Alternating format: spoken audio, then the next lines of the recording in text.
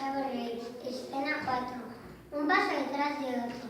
Alicia y el extranjero van a la casa de la nieve de marzo.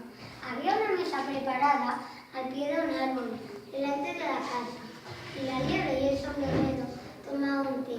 ¿Pero qué té? ¡Un verdadero té de rojo! Buenos días o buenas tardes a todos. ¡Cuántos lindos dulces y qué buen aroma de té! ¡No hay puesto! ¡No hay puesto! ¡Hay mucho puesto! ¡Hay mucho puesto! Nunca vi gente tan testaruda como ustedes dos. Ahora las visto y conocido. ¿Quieres vino? Porque el vino, a mí me gusta el té y además no viene como vino en la mesa. El sombrerero lo decía por decir. Claro que no hay vino en la mesa. Si quieres té, sírvete, vamos. Tú también, gato, sírvete, vamos, pero cuidado, las tazas no tienen fondo. Y entonces, ¿cómo se hace para tomar el té? Muy sencillo. En lugar de tomárnoslo en la taza, nos lo tomamos en el platito. Prueben a hacerlo. ¡Qué divertido!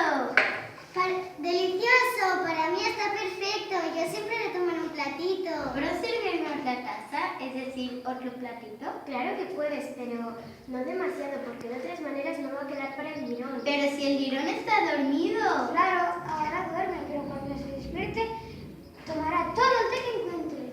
¿Cómo? ¿No esperan a otros invitados?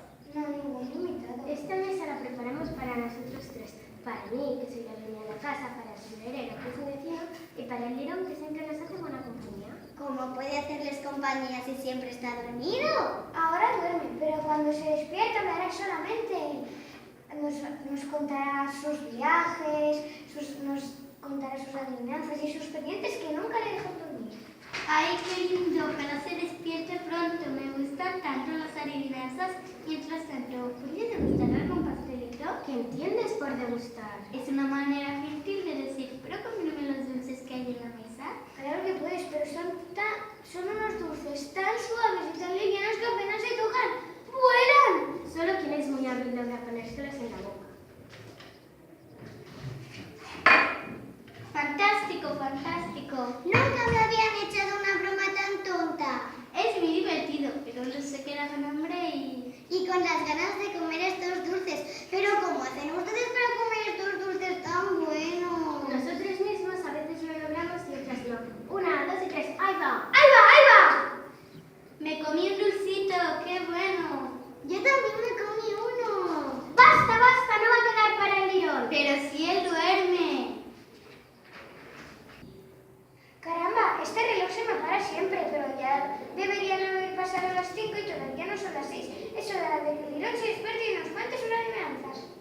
De frente al tronco de tu pupitre. ¡Ay, qué lindo! Ahora sí que nos lo pasaremos bien. Me gustan tanto las adivinanzas. ¿A qué día estamos hoy? A 4. Mi reloj marca 2 días de diferencia. Te lo había dicho, la mantequilla no era buena para componer el reloj. Pero era una mantequilla muy buena. Se han metido algunas migajas. Te dije que no lo untaras con el cuchillo del pan. Era una mantequilla muy buena. ¿Qué reloj tan largo? Marca el día del mes y no marca la hora. ¿Y por qué tendría que marcarla? ¿Acaso tu reloj marca el año? No, pero el año se demora mucho tiempo en pasar. Es justo lo que digo yo.